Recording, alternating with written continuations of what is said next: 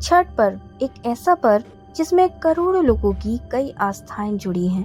36 घंटे का यह व्रत माताएं अपनी संतान की लंबी आयु और सुख समृद्धि के लिए रखती हैं। इंडिया के कई राज्य जैसे बिहार, झारखंड और पूर्वी उत्तर प्रदेश में यह पर्व प्रमुखता तौर पर मनाया जाता है। छठ पर्व के पीछे कई ऐसे अनोखे रहस्य छुपे हैं जिसे शायद ही आप लोग जानते होंगे। आज हम छठ पर्व से जुड़े सभी रहस्यों के बारे में जानेंगे। आपने छठ पर्व के बारे में तो सुना है और छठ माता की कथा भी सुनी होगी, लेकिन क्या आप जानते हैं कि छठ मैया कौन थी और इनकी पूजा का विधान क्यों किया गया? पौराणिक मान्यताओं के अनुसार छठी माता यानी छठ मैया ब्रह्मा जी की मानस पुत्री हैं। धर्म कथाओं के मुताबिक ब्रह्मा जी ने सृष्टि की रचना के समय खुद को 2 भागों में विभाजित किया था, जिसमें से एक भाग पुरुष का तो दूसरा भाग प्रकृति का था। वह इसी प्रकृति के छठे अंश से उत्पन्न हुई थी, इसीलिए उनका नाम षष्ठी रखा गया। भगवान शिव और माता पार्वती के पुत्र कार्तिकेय से हुआ था षष्ठी माता का विवाह। पौराणिक कथा के अनुसार कार्तिकेय ने भगवान शिव के सामने एक शर्त रखी थी। उन्हें एक ऐसी पत्नी चाहिए जो करुणी हो और शास्त्र कला में निपुण हो। तब भगवान शिव ने कार्तिकेय की शादी छठ मैया से कराई थी। कहा जाता है छठ मैया का सबसे पहला व्रत माता सीता ने रखा था। दरअसल रावण के वध के बाद जब राम जी, सीता जी और लक्ष्मण जी अयोध्या वापस लौटे थे, माता सीता ने अपने कुल की शांति के लिए छठ मैया का व्रत किया था। भगवान सूर्य को अर्घ्य दे उनकी आराधना की थी। कहा जाता है द्वापर युग में द्रौपदी ने अपने 5 पतियों की सुरक्षा के लिए छठ मैया का व्रत किया था और सूर्य भगवान को अर्घ्य दे उनकी आराधना की थी। दरअसल छठ मैया भगवान सूर्य की बहन है। जैसे कि अभी हमने आपको बताया, माता सीता और द्रौपदी ने भी छठ मैया के व्रत में भगवान सूर्य की आराधना की थी। इसलिए छठ मैया के इस व्रत में भगवान सूर्य देव की आराधना की जाती है। धर्म ग्रंथों के अनुसार छठी माता का वाहन बिल्ली है। हिंदू धर्म में वैसे तो बिल्ली को अशुभ जानवर माना जाता है, लेकिन छठ पर्व पर बिल्ली को भोजन अवश्य कराना चाहिए। इसीलिए छठ पर्व पर बिल्ली को दूध पिलाया जाता है। पौराणिक कथा के अनुसार एक राजा थे जिनका नाम था प्रियव्रत। वे बहुत दुखी रहते थे क्योंकि उन्हें कोई संतान नहीं थी। उन्होंने महर्षि कश्यप को जब अपनी समस्या बताई, तब महर्षि कश्यप ने उन्हें पुत्रोष्टि यज्ञ करने की सलाह दी। यज्ञ के दौरान आहुति के लिए बनाई गई खीर रानी मालिनी को खाने को दी गई। खीर खाने के पश्चात रानी गर्भवती हुई और उन्होंने एक पुत्र को जन्म दिया, लेकिन दुर्भाग्य से बच्चा मृत पैदा हुआ। राजा प्रियव्रत पुत्र के शव को देखकर बड़े ही दुखी हुए। दुख में डूबकर उन्होंने अपने प्राण को त्यागने का निर्णय किया। ऐसे ही वे अपने प्राण त्यागने वाले थे, तभी ब्रह्मा जी की मानस पुत्री देवी षष्ठी प्रकट हुई। देवी ने राजा से कहा, मैं सृष्टि के मूल प्रवृत्ति के छठे अंश से उत्पन्न हुई हूँ, इसीलिए मेरा नाम षष्ठी है। तुम मेरी पूजा करो और व्रत रखो। छठी मैया के कहने पर राजा ने छठ मैया का व्रत और पूजा बड़े ही श्रद्धा से करा, जिसके फलस्वरूप छठ मैया के आशीर्वाद से राजा को उसका पुत्र वापस मिल गया। तभी से सभी महिलाएं अपनी संतान की दीर्घ आयु और सुख समृद्धि के लिए ये व्रत रखती हैं। यह व्रत कार्तिक मास के शुक्ल पक्ष की षष्ठी तिथि को रखा जाता है। यह व्रत 4 दिनों तक चलता है। तो शुरू करते हैं छठ मैया की कहानी। एक बार एक बुढ़िया अम्मा अपने बेटे, बहू और पोते के साथ रहती थी। बूढ़ी अम्मा के घर में किसी भी चीज की कोई कमी नहीं थी। वह छठ माता की परम भक्त थी तथा हर साल छठ माता का व्रत पूरी श्रद्धा और भक्ति भाव के साथ किया करती थी। पर बूढ़ी अम्मा की बहू आधुनिक सोच वाली थी। उसको इस पूजा पाठ में कोई विश्वास नहीं था। कार्तिक मास के शुक्ल पक्ष की चतुर्थी आई तो बूढ़ी माँ बहुत खुश थी, क्योंकि आज से छठ मैया का व्रत शुरू होने वाला था। अम्मा ने अपने बेटे की सलामती के लिए छठ का व्रत किया था। बूढ़ी अम्मा ने अपनी बहू से भी छठ का व्रत करने को कहा, किंतु बहू कहने लगी, यह सब बेकार की बातें हैं, मुझे इन सब पर विश्वास नहीं। आखिर भूखे रहकर क्या होगा। बूढ़ी अम्मा ने अपनी बहू को समझाते हुए कहा, तुम इस व्रत के बारे में ऐसा मत कहो।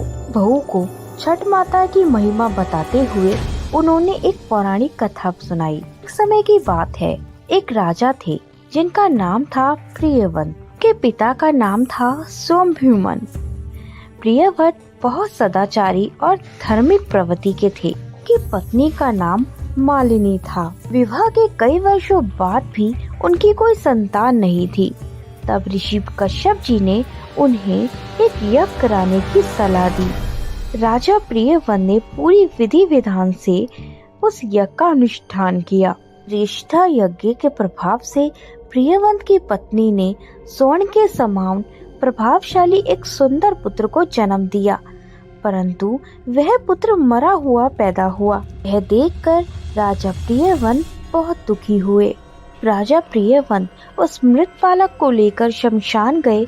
उस एकांत भूमि में पुत्र को छाती से चिपकाकर रोने लगे। तभी उन्हें वहां एक दिव्य विमान दिखाई दिया। शुद्ध स्टफिंग के समान चमकने वाला वह विमान अमूल्य रत्नों से जड़ा था। उस विमान पर बैठी हुई मन को मुग्ध करने वाली एक परम सुंदरी देवी को राजा प्रियव्रत ने देखा। यह सामने विराजमान देखकर राजा ने बालक को भूमि पर रख दिया और बड़े आदर से उनकी पूजा और स्तुति की। का शांत विग्रह ग्रीष्मकालीन सूर्य के समान चमचमा रहा था। उन्हें प्रसन्न देखकर राजा ने उनसे पूछा, हे देवी, तुम कौन हो? राजा प्रियव्रत की बात सुनकर देवी उनसे कहने लगी, हे राजन, भगवती मूल प्रकृति के छठ अंश से प्रकट हुई देवी षष्ठी हूँ और इस संसार में छठ माता के नाम से प्रसिद्ध हूँ। प्रकार कहकर छठ माता ने उस बालक को उठा लिया और अपने प्रभाव से उसे पुनर्जीवित कर दिया। राजा ने देखा तो स्वर्ण के समान प्रभाव वाला वह बालक हंस रहा था। महाराज प्रियव्रत उस राजा की ओर देख ही रहे थे कि छठ माता उस बालक को लेकर आकाश में जाने को तैयार हो गईं। यह देखकर राजा के कंठ और होठ सूख गए। उन्होंने माता की स्तुति की। राजा की स्तुति से प्रसन्न हुई माता ने कहा, तुम सर्वत्र प्रकृति यानी सूर्य, उषा, जल, वायु की पूजा कराओ और स्वयं भी करो।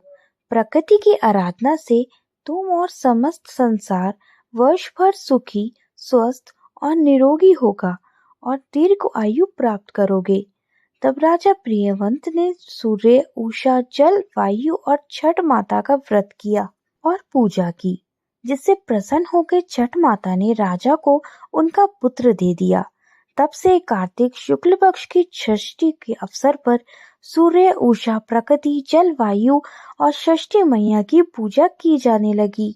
बूढ़ी अम्मा ने अपनी बहू से कहा, बेटी, छठ माता की महिमा तो ऐसी है कि स्वयं भगवान श्री राम तथा सीता माता ने भी छठ का व्रत करके भगवान सूर्य देव का आशीर्वाद प्राप्त किया था। दानवीर कर्ण और पांडव भी महाभारत के समय छठ का व्रत किया करते थे। यह सुनकर आधुनिक समय वाली बहू बोली कि इन सब मनगढ़ंत कहानियों पर मुझे विश्वास नहीं। बूढ़ी अम्मा छठ माता से क्षमा मांगने लगी और बहू को फिर से समझाने की कोशिश करती हैं। बेटा, हजारों साल से चली आ रही परंपरा का मजाक मत उड़ाओ। तुम भी मेरे साथ छठ माता का व्रत करो। बूढ़ी अम्मा की बातों को अनसुना कर बहू वहाँ से चली गई। बूढ़ी अम्मा ने बड़ी श्रद्धा से नहाए खाए का दिन किया और उधर बहू पूरे दिन मौज मस्ती करती रही। छठ के पर्व का दूसरा दिन यानी कार्तिक मास के शुक्ल पक्ष की पंचमी खरना कहते हैं।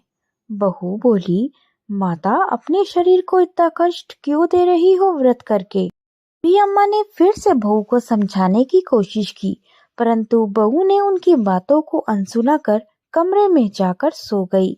ऐसे तो बूढ़ी माता कई सालों से अपनी बहू को छठ माता की महिमा बताने की कोशिश कर रही है। हर साल उनकी बहू उनकी बात को अनसुना कर देती थी, परंतु इस बार ना जाने क्यों अम्मा का मन घबरा रहा था। अम्मा बोली, माँ, ये बच्ची नादान है, यह आपकी महिमा को नहीं जानती, ते क्षमा करना। अगले दिन कार्तिक मास की शक्ति क्षीण, सब लोग पूजा की तैयारी में व्यस्त थे, परंतु बहू कमरे में सो रही थी। देर से सोकर उठी और उठकर बहू ने जब अपने बच्चे को उठाने की कोशिश की कि बेटे ने उसे कोई जवाब नहीं दिया। यह देखकर वह बहुत घबरा गई और भागी भागी अपनी सास और पति के पास गई और उन्हें यह सब बताया। कर बूढ़ी सास और पति दौड़े दौड़े कमरे में आए और उन्होंने बच्चे को जगाने की बहुत कोशिश की, किंतु वह नहीं जागा। वह तीनों बच्चे को लेकर अस्पताल पहुंचे। डॉक्टर ने बच्चे की जांच की और देखा बच्चे की सांसें रुकी हुई है।